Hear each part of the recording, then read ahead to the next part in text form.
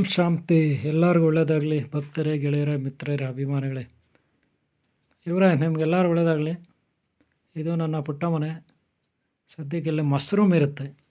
Mushroom ಒಳ್ಳೆಯ ಪೌಷ್ಟಿಕ ಆಹಾರ, ಫ್ರೆಶ್ ಆಗಿರುತ್ತೆ. ಇದು ಬಂದು ತೋಟದಲ್ಲಿ ನಾನೇ ಸ್ವತಃ ಕಿತ್ತು ತಂದು ಇದರಲ್ಲಿ ಇಟ್ಟಿದ್ದೀನಿ. ನೆಕ್ಸ್ಟ್ ಅಡುಗೆ ಮಾಡಿ ತಿನ್ನಬೇಕಾಗುತ್ತೆ. ನಾನು ನಿಮಗೆ ಈಗ ಇದನ್ನು ಪರಿಚಯಿಸ್ತಾ ಇದ್ದೀನಿ. ಸಾಧುಗಳು ಅಥವಾ ಬೇರೆ ಜಾತಿಯವರು ಇದನ್ನೆಲ್ಲ ತಿನ್ಬೋದಾ ತಿನ್ನಬಾರ್ದಾ ಈ ರೀತಿ ಪ್ರಶ್ನೆ ಬರುತ್ತೆ ಕೆಲವರಿಗೆ. ಗುರುಗಳು, ಸಾಧುಗಳು, ಸನ್ಯಾಸಿಗಳು, ಸಂತರು, ಸ್ವಾಮೀಜಿಗಳದೆಲ್ಲ ತಿನ್ಬೋದಾ ಅಂತ. ಸದ್ಯಕ್ಕೆ ಅವ್ರವ್ರ ಇಷ್ಟ, ನನಗೆ ಗೊತ್ತಿಲ್ಲ. ಸದ್ಯಕ್ಕೆ ನಾನು ಇದನ್ನು ಪೌಷ್ಟಿಕ ಆಹಾರ ಅಂತ ತಿಂತೀನಿ. ಇದು ಸಸ್ಯಾಹಾರ ಆಗಿರುತ್ತೆ, ಗೊತ್ತಾಯ್ತಲ್ಲ. ಶುದ್ಧ ಸಸ್ಯಾಹಾರ ಇರುತ್ತೆ. ಯಾವುದೇ ಭಯ ಇಲ್ಲದೆ, ಸಂಕೋಚ ಇಲ್ಲದೆ, ಗೊಂದಲ ಇಲ್ಲದೆ ತಿನ್ಬೋದು. ಯಾರು ಬೇಕಾದ್ರೂ ತಿನ್ಬೋದು. ಇದು ನನ್ನ ವೈಯಕ್ತಿಕ ವಿಚಾರ, ಅಭಿಪ್ರಾಯ. ಇವರೇ ಹಣ್ಣು ಹಂಪಲ ತರಕಾರಿ ಹೇಗೋ ಹಾಗೆ ಮಶ್ರೂಮ್ ಅಣಬೆ ಕೂಡ ಒಂದು ಒಳ್ಳೆ ಪೌಷ್ಟಿಕ ಆಹಾರ, ಗೊತ್ತಾಯ್ತಲ್ಲ. ಸಸ್ಯಾಹಾರವನ್ನು ಯಾರು ತಿಂದರೆ ಬೇಡ ಅಂತಾರೆ ಹೇಳಿ. ಆದರೆ ಕೆಲವರು ಅವ್ರವ್ರ ಇಷ್ಟ ಅದು. ಸಾಧುಗಳು ತಿನ್ನಬಾರ್ದು, ಸನ್ಯಾಸಿಗಳು ತಿನ್ನಬಾರ್ದು, ಗುರುಗಳು ತಿನ್ನಬಾರ್ದು ಹೀಗೆಲ್ಲ ಹೇಳ್ಕೊತಾರೆ. ಅದ್ರ ಬಗ್ಗೆ ನನಗೇನು ಗೊತ್ತಿಲ್ಲ. ಸದ್ಯಕ್ಕೆ ನಾನು ಇದನ್ನು ಸಸ್ಯಾಹಾರ ಅಂತ ಭಾವಿಸ್ತೀನಿ. ಆ ಶಾಕಂಬರಿ ದೇವಿ, ಜಗನ್ಮಾತೆ, ಆದಿಶಕ್ತಿ, ಪರಾಶಕ್ತಿ, ಶಾಕಂಬರಿ ಆಕೆ ನನಗೆ ಇದನ್ನು ದಯಪಾಲಿಸಿದಾಳೆ. ನಾನು ಇದನ್ನೆಲ್ಲ ಕಿತ್ಕೊಂಡು ಹೋಗಿ ಅಡುಗೆ ಮಾಡಿ ತಿನ್ನಬೇಕಂತ ಬಯಸಿದ್ದೀನಿ. ನೋಡಿ, ಇಲ್ಲೆಲ್ಲ ಇದೆ. ಸಾಮಾನ್ಯವಾಗಿದು ಆಯುಧ ಪೂಜೆ ಸಮಯದಲ್ಲಿ ಸಿಗುತ್ತೆ. ಅಂದರೆ ಅಕ್ಟೋಬರು, ನವಂಬರಲ್ಲಿ ಇದು ಸಿಗುತ್ತೆ. ಅಕ್ಟೋಬರಲ್ಲಿ ಸಿಗುತ್ತೆ ಅಂತ ಹೇಳ್ಬೋದು, ಗೊತ್ತಾಯ್ತಲ್ಲ. ಅಕ್ಟೋಬರಲ್ಲಿ ಸಾಮಾನ್ಯವಾಗಿ ಈ ರೀತಿ ಹುಲ್ಲು ಅಥವಾ ಹುತ್ತಗಳು ಇರೋ ಕಡೆ ಅಥವಾ ಮಣ್ಣು ಸ್ವಲ್ಪ ಅಲ್ಲಿ ಹುತ್ತಗಳಿಂದ ಬಂದಿರುತ್ತಲ್ಲ ಆ ಥರ ಮಣ್ಣು, ಅಥವಾ ತೋಟಗಳ ಹತ್ರ ಅಥವಾ ತೋಪಗಳಲ್ಲಿ ಅಥವಾ ಕಾಡಲ್ಲಿ ಈ ರೀತಿ ಸಿಗುತ್ತೆ. ಆದರೆ ಒಳ್ಳೆ ಮಶ್ರೂಮ್ ತಿನ್ನಬೇಕು. ಬೇರೆ ಬೇರೆ ಥರ ಎಲ್ಲ ಇರುತ್ತೆ, ಅದೆಲ್ಲ ತಿನ್ನಬಾರ್ದು. ನೆನ್ಪಿಟ್ಕೊಳ್ಳಿ, ಒಳ್ಳೆಯದು ನೋಡೋಕ್ಕೆ ಇದು ತುಂಬ ಚೆನ್ನಾಗಿರಬೇಕು. ಇದರ ಏನಿದೆ ಕಾಂಡ ಅದು ದಪ್ಪ ಇರಬೇಕು. ಈಗ ನೋಡ್ತಾ ಇರಲ್ಲ, ಇದು ಒರಿಜಿನಾಲಿಟಿ ಇರುತ್ತೆ, ಪರವಾಗಿಲ್ಲ, ತಿನ್ಬೋದು. ಇದಕ್ಕಿಂತ ಒರಿಜಿನಾಲಿಟಿ ಕೆಲವು ಇರ್ತದೆ.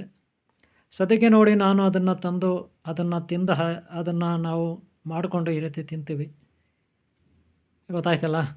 ಇದು ನಾನೇ ಇಡ್ಲಿ ಮಾಡಿದ್ದೀನಿ. ಅದಕ್ಕೆ ಏನೋ ಒಂದು ಸಾಗು, ಏನೋ ಒಂದು ಚಟ್ನಿ, ಏನೋ ಒಂದು ಬಜ್ಜಿ ಬೋಂಡ ಅಂತ. ಸದ್ಯಕ್ಕೆ ನಾನು ಒಬ್ಬ ಇದ್ದೀನಿ, ಇಲ್ಲಿ ಯಾರೂ ಇಲ್ಲ. ಆಮೇಲೆ ಇದು ನೆಕ್ಸ್ಟ್ ದೋಸೆನೂ ಮಾಡಿದ್ದೀನಿ.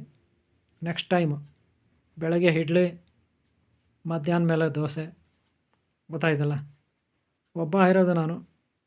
ಆ ದೈವಗುರು ನನಗೆ ಏನೋ ಇರಲಿಕ್ಕೆ, ಇದು ಬೇರೆಯವ್ರ ಮನೆ, ಇದು ನನ್ನ ಮನೆ ಅಲ್ಲ.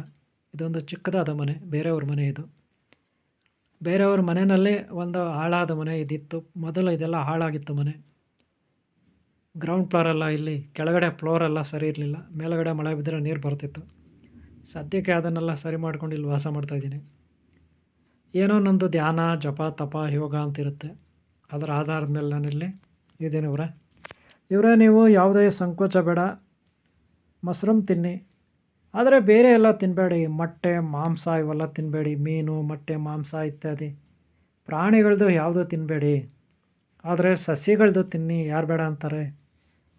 ನೋಡಿ ಇವರೇ, ಸಸ್ಯಗಳದ್ದು ಈರುಳ್ಳಿ, ಬೆಳ್ಳುಳ್ಳಿ ಇತ್ಯಾದಿ ಎಲ್ಲ ನಾವು ತಿನ್ಬೋದು. ಆದರೆ ಪ್ರಾಣಿಗಳದ್ದು ಯಾವುದು ನಾವು ತಿನ್ನಬಾರ್ದು, ನೆನ್ಪಿಟ್ಕೊಳ್ಳಿ. ಹಾಗೆ ನಿಮ್ಮ ಅಕ್ಕಪಕ್ಕ ಹಳ್ಳಿಗಳಲ್ಲಿ ತೋಟಗಳಿರುತ್ತೆ, ಹೊಲ ಗದ್ದೆ ಇರುತ್ತೆ, ಹಾಗೆ ಮರ ಗಿಡ ಬಳ್ಳಿಗಳಿರುತ್ತೆ. ಅಲ್ಲೆಲ್ಲ ಟ್ರೈ ಮಾಡಿ. ಸ್ವಲ್ಪ ಮಳೆಗಾಲದಲ್ಲಿ, ಯಾವಾಗಂದರೆ ಅಕ್ಟೋಬರ್ ತಿಂಗಳಲ್ಲಿ ಸಾಮಾನ್ಯವಾಗಿ ಸ್ವಲ್ಪ ಚಳಿ ಜಾಸ್ತಿ ಬರುತ್ತೆ. ತುಂಬ ಚಳಿ ಇರುತ್ತೆ, ಸ್ಟಾರ್ಟ್ ಆಗಿರುತ್ತೆ ಅಕ್ಟೋಬರ್ ತಿಂಗಳಲ್ಲಿ. ಆ ಟೈಮಲ್ಲಿ ನಿಮ್ಮ ತೋಟಗಳ ಹತ್ರ ಈ ರೀತಿ ತೋಟಗಳ ಪಕ್ಕದಲ್ಲಿ ಗೆಣಮೆಗಳಿರುತ್ತೆ, ಚರಂಡಿಗಳಿರುತ್ತೆ, ಅಥವಾ ಇನ್ನೇನೋ ಇರುತ್ತೆ. ಅಂಥ ಕಡೆಲ್ಲ ಹೋಗಿ ಸ್ವಲ್ಪ ಟ್ರೈ ಮಾಡಿ ನೋಡಿ. ಸುಮ್ಮನೆ ಮನೆಯಲ್ಲೇ ಕೂತ್ರೆ ಸಿಗಲ್ಲ, ಟ್ರೈ ಮಾಡಿ ನೋಡಬೇಕು. ಸದ್ಯಕ್ಕೆ ನಾನು ಇದೇ ದಾರಿಯಲ್ಲಿ ನೀರಿಗೆ ಹೋಗೋಣ ಅಂತ ಹೊರಟಿದ್ದೆ. ಒಂದು ಚಿಕ್ಕದೊಂದು ಕ್ಯಾನ್ ಇರುತ್ತೆ, ಒಂದು ಬಿಂದಿಗೆ, ಅದು ತಗೊಂಡು ಇಲ್ಲಿಂದ ಸುಮಾರು ಒಂದು ಅರ್ಧ ಕಿಲೋಮೀಟ್ರ್ ದೂರ ಹೋಗ್ಬೇಕು ನೀರು ತರೋಕ್ಕೆ. ಇದೇ ತೋಟದವ್ರದ್ದು. ಈ ತೋಟ ಬಂದು ನಾರಾಯಣ ರೆಡ್ಡಿ ಎಮ್ ಅಂತ, ಮದ್ದೇರಿ ಮಲ್ಲಂಡಳ್ಳಿ ಗ್ರಾಮ, ಎಮ್ ಮಲ್ಲಂಡಳ್ಳಿ ಗ್ರಾಮ, ನಾರಾಯಣ ರೆಡ್ಡಿ ಎಮ್ ಅವ್ರದ್ದೇ ತೋಟ. ಇವರ ತೋಟದ ಈ ಗೆಣಮಿನಲ್ಲಿ ಇಲ್ಲಿ ಇದೆ. ನಾನು ನೀರಿಗೆ ಹೋಗೋಣ ಅಂತ ಹೊರಟಿದ್ದೆ ಇಲ್ಲಿಂದ ನೀರು ತರೋಕ್ಕೆ. ಆವಾಗ ನನ್ನ ಕಣ್ಣಿಗೆ ಆ ಭಗವಂತ ಗುರುದೈವ ಈ ಪ್ರಕೃತಿ ಆ ಶಾಕಂಭರಿ ಕಣ್ಣಿಗೆ ಕಾಣುವಂತೆ ಮಾಡಿದ್ರು. ಸರಿ, ಆಮೇಲೆ ಮತ್ತೆ ಮನೆಗೆ ಹೋಗಿ ವಾಪಸ್. ಇದು ಮನೆ ಪಕ್ಕದಲ್ಲೇ, ನಮ್ಮ ಮನೆಯಿಂದ ಎಷ್ಟು ದೂರ, ಸುಮಾರು ಒಂದು 40 ಮೀಟರ್ ದೂರ. ಎಷ್ಟು 40 ಮೀಟರ್ ಆಗುತ್ತೆ ನನ್ನ ಮನೆಯಿಂದ. ಕೇವಲ 40 ಮೀಟರ್ ದೂರದಲ್ಲಿ ಈ ರೀತಿ ಒಂದು ಅಣಬೆ, ಮಸ್ರಮ್ ಅಂತಿರಲ್ಲ ಅಣಬೆ, ನನಗೆ ಆ ಗುರುದೈವ ನನ್ನ ಕಣ್ಣಿಗೆ ಬೀಳುವಂತೆ ಮಾಡಿದ್ರು. ಆದರೂ ಎಲ್ಲದಕ್ಕೂ ಹಣೆ ಬರ, ವಿಧಿ, ಅದೃಷ್ಟ ಅಂತಿರಲ್ಲ ನೀವು ಅಲ್ವಾ.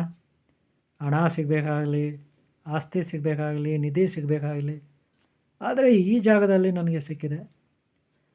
ಮುಂದೆ ಇಲ್ಲೇನಿರುತ್ತೋ ಗೊತ್ತಿಲ್ಲ, ಅಥವಾ ಹಿಂದೆ ಏನಿತ್ತೋ ಗೊತ್ತಿಲ್ಲ. ಇದೊಂದು ಒಳ್ಳೆಯ ಜಾಗ ಅಂತ ನಾನು ಅಂದ್ಕೊಳ್ತೀನಿ. ಒಂದು ಪವಿತ್ರವಾದ ಪರಿಶುದ್ಧವಾದ ಜಾಗ ಅಂತ ಅಂದ್ಕೊತೀನಿ. ಆ ದೈವ ಕಾಮಧೇನು ಕಲ್ಪವೃಕ್ಷ ನನಗೆ ಕೊಟ್ಟಿದ್ದಾರೆ ತಿನ್ನಲಿಕ್ಕೆ. ನನ್ನ ಮೇಲೆ ಕರುಣೆ ತೋರಿ. ಯಾಕಂದರೆ ನಾವೆಲ್ಲ ಸಸ್ಯಾಹಾರಿಗಳ್ರಿ. ನಾವು ಯಾವುದೇ ಮೊಟ್ಟೆ ತಿನ್ನಲ್ಲ, ಮಾಂಸ ತಿನ್ನಲ್ಲ, ಇನ್ನೊಂದು ತಿನ್ನಲ್ಲ, ಮತ್ತೊಂದು ತಿನ್ನಲ್ಲ. ಅದಕ್ಕೆ ಆ ದೈವ ಗುರುಗೆ ನಮ್ಮ ಮೇಲೆ ಕರುಣೆ ಬಂದಿರಬೇಕು.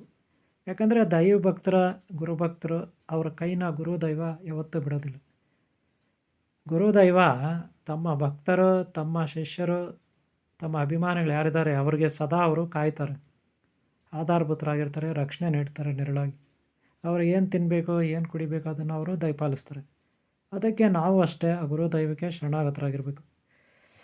ಇವರೇ ನಿಮ್ಗೆಲ್ಲರಿಗೂ ಒಳ್ಳೆಯದಾಗಲಿ. ಈ ಒಂದು ವಿಡಿಯೋನ ನೀವು ನೋಡಿದ್ರೆ, ಈ ವಿಡಿಯೋ ನಿಮ್ಗೆ ಇಷ್ಟ ಆಗಿದರೆ ಒಂದು ಲೈಕ್ ಮಾಡಿ, ಹಾಗೆ ಸಬ್ಸ್ಕ್ರೈಬ್ ಆಗಿಲ್ಲ ಅಂದರೆ ಹಾಕ್ಕೊಳ್ಳಿ. ಯಾವುದೇ ಸಂಕೋಚ ಬೇಡ, ತಿನ್ನಿ, ನಿಮ್ಗೆ ಒಳ್ಳೆಯದಾಗಲಿ. ಓಂ ಶಾಂತಿ, ಓಂ ಶಾಂತಿ, ಓಂ ಶಾಂತಿ.